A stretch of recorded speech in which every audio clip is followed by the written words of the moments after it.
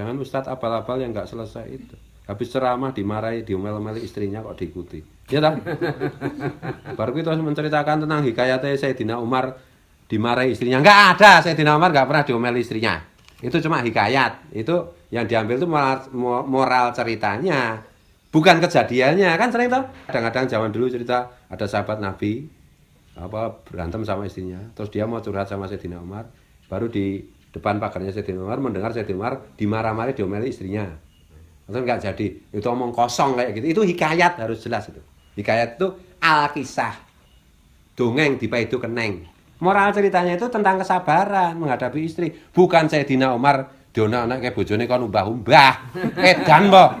Sayyidina Umar itu iblis aja lihat itu lari, apalagi cuma istrinya. Gimana sih? Nggak masuk akal itu. Larinya itu bukan karena Sayyidina Umar itu preman gali kan, enggak, cerdasnya itu loh yang menakutkan Sayyidina Umar itu. Kan ada juga Ustaz ngomong, Sayyidina Umar itu preman kok gitu. Loh, gimana sih? Sayyidina Umar itu ada simbol kecerdasan yang luar biasa, itu menakutkan, melebihi daya kekuatan preman kan gitu toh. Kok malah diceritakan Sayyidina Umar itu ada hikayat lagi. Makanya Ahlussunnah wal Jamaah ya bicarane iki ora kalah nek hafalan Quran lho. Bicarane golek murid tok kayak hafal Quran. Ya kono andalane kuwi tahfidzul Quran. Ya si anakku itu cerita, ada temennya itu masuk tahfidzul Quran aliran kayak gitu. Ternyata apa dia? Ya kumpul kebo dia. Kalau di luar pondok itu. Iya, punya pacar tapi kayak suami istri. Gitu. Kerjanya di diskotik itu kalau di keluar dari pondok. Wah, nang pondok ya alif lam mim dzalik kalau kita belajar mutaqin. Iya. Buat apa kayak begitu itu? Itu loh, Pak Wan iki jos ngamae ora apal kula bira-bina sok lali ning diskotik ora tahu. Diskotik apa ora ngerti ya. Jangan lihat perhatikan. Kadang-kadang itu begini, orang-orang yang menyatakan dirinya pejuang Islam dalam dunia politik, itu mereka itu ya kelakuannya hebat. Baru ngandalkan tentang politik Islam gini, baru yang play. Apa itu? Aku lihat sendiri kayak gitu itu. Begitu. Ngono kan memperjuangkan Islam, pejuang. Ngene perkeplean nasional. Jadi yang musuh menurutku loh, Islam itu kan bagian memperjuangkan keadilan, perdamaian, kasih sayang dan lain-lain. Ketentraman dunia akhirat. Oke lah.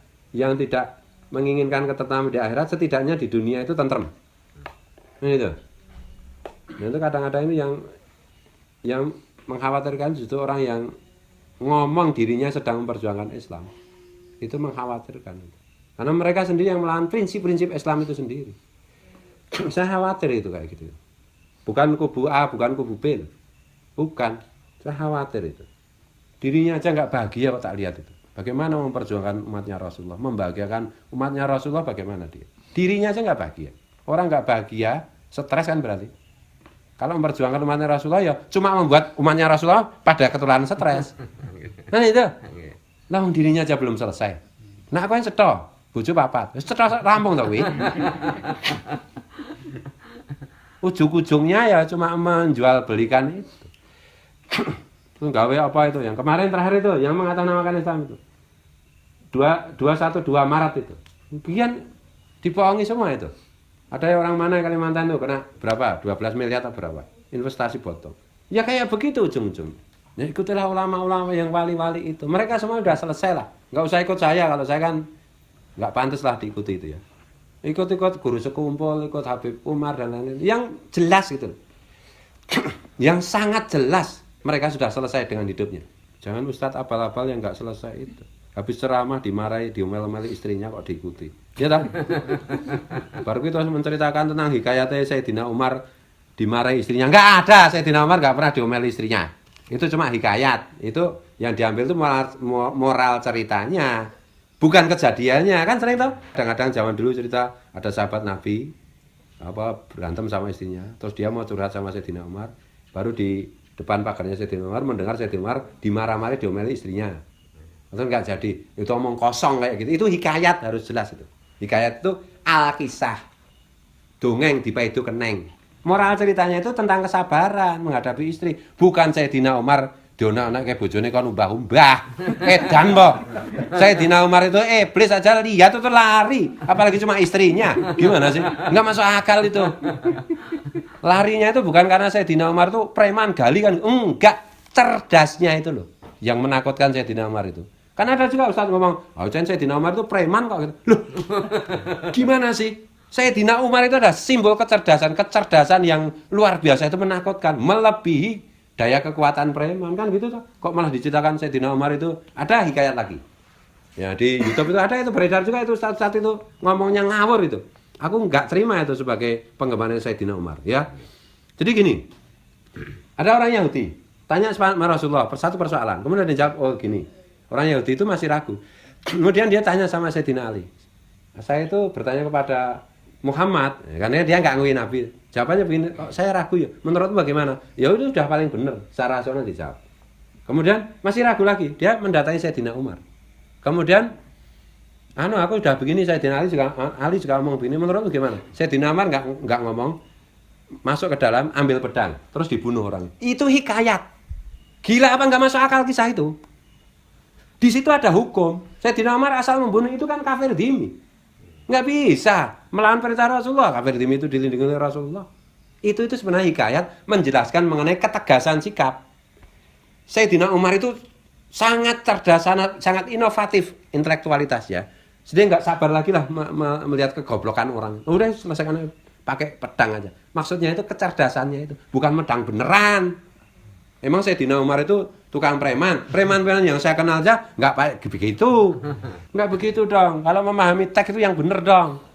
Sayyidina Umar itu profil yang menakutkan karena pancaran kecerdasannya itu loh. Sayyidina Ali itu menyimpan pengetahuan, kan itu kayak semacam Rasulullah kan mengatakan aku gudangnya ilmu, Ali pintunya kan gitu. Penyimpan ilmu pengetahuan. Kalau kreativitas akal, daya kreatif akal gitu. Itu Sayyidina Umar. Sayyidina sampai Rasulullah itu bilang apa yang dibilang Umar itu masih benar. Gitu loh. Umar itu adalah orang yang diberi lesan itu cara berpikir yang selalu benar oleh Allah. Saking cerdasnya. Gitu loh. Memang Sayyidina Umar itu olahragawan juga. Jadi mensana incorporisano itu contohnya Sayyidina Umar. Tapi bukan kekuatan yang lebih lagi itu bukan ininya, kecerdasannya itu loh yang menakutkan iblis saja takut. Harus paham itu. Jangan digambarkan saya Sayyidina Umar preman diasmu cangkemmu bosok. Gimana sih? Iya dia engkol menangan, tapi ininya jauh lebih menonjol gitu loh. Kok terus yang dipadake preman-preman sing sok malai kae. Gila apa Sayyidina Umar itu pribadi yang bebas. Ya kah? Sejarahnya kan begitu kan, manakibnya itu suka merenung di alam terbuka kan itu. Mengapa begini? Mengapa begitu kan itu? Itu simbol orang yang inovatif sampai menyatukan orang pada tarweh. Kan itu kan? Tarweh kayak gini enggak asik gini dibikin kayak gini kan Sayyidina Umar itu. Oh, kalau subuh-subuh azan pada enggak mau bangun, tambahlah kalimatnya as-salatu khairum minan naum kan itu diingatkan lagi. Itu Sayyidina Umar itu. Simbol kreativitas. Gitu loh. Jangan dibilang simbol kekerasan, jangan dibilang simbol preman. Simbol preman artinya simbol kekerasan dong. Sayyidina Umar itu adalah simbol intelektualitas, kecerdasan, simbol inovasi berpikir.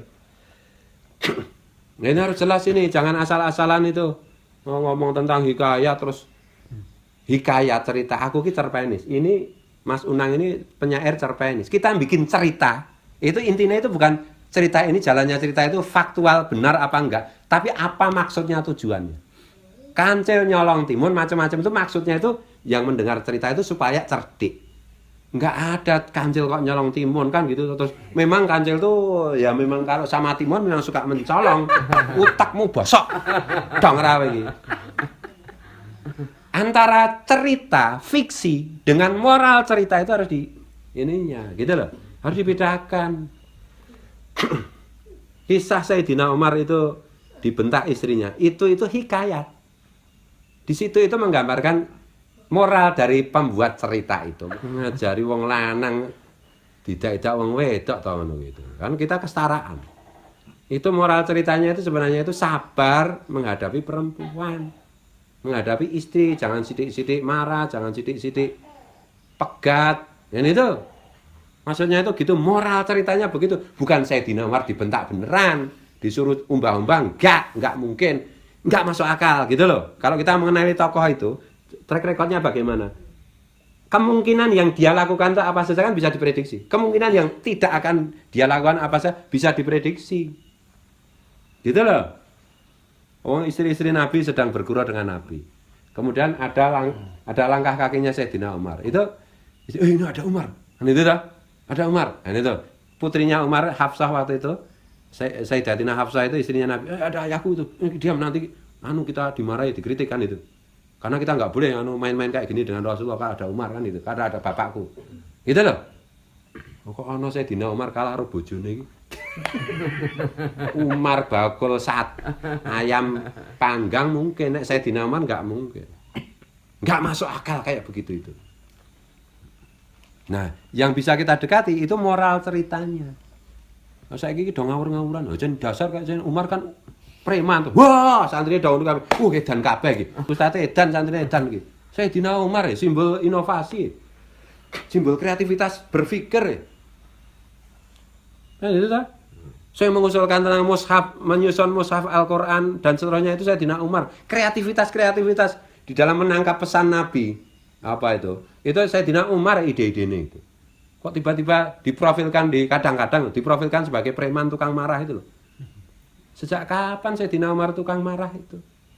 Marah itu karena melihat kebodohan yang dia sudah nggak sabar lagi karena dia terlalu cerdas. Saking cerdasnya gitu loh. Ojo salah itu. Iblis itu kan takut dengan kecerdasan.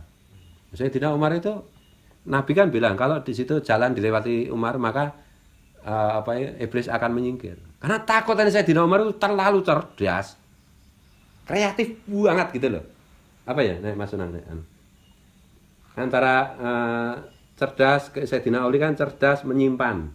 Kalau Sayyidina Umar itu cerdas berinovasi itu. Kreatif gitu loh cara berpikirnya. Kelebihannya begitu. Sayyidina Abu Bakar kan kesetiaan tanpa batas. Kelebihannya.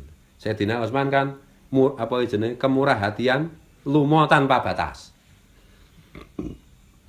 Ya semua sahabat pasti dasar semua yang gurunya Rasulullah langsung ya toh. Kayak aku gurune ra cetha. Ya cetha deh. Ya gitu loh. Aku kadang-kadang itu harus saya luruskan kayak gini. Sayyidina Umar kok digambarkan pribadi yang berangasan itu saya nggak terima. Dan orang cerdas itu biasanya meledak-ledak. Biasanya meledak-ledak kecuali kalau sudah pernah stroke macam-macam. Orang cerdas itu biasanya meledak-ledak. Nah, saya dinamakan begitu, meledak-ledak iya, bersemangat iya. Tapi kalau pemberang pemarah, no, tidak, sama sekali tidak. Jangan salah. Kayak membengi darah ya aku ke tempat darah itu loh. Aku kan ngomong karo diskusi sama istri sama anak kan ini darah iki marah-marah apa? Ya enggak, kan biasanya yang ngono kuwi aku nek ngomong ten brao to. Mumpung isih brao Areta ya habis. Bapak marah apa? Padahal enggak kita. Kayak gini kan orang kalau enggak paham dikira saya marah. Enggak, saya enggak marah. Ini bersemangat.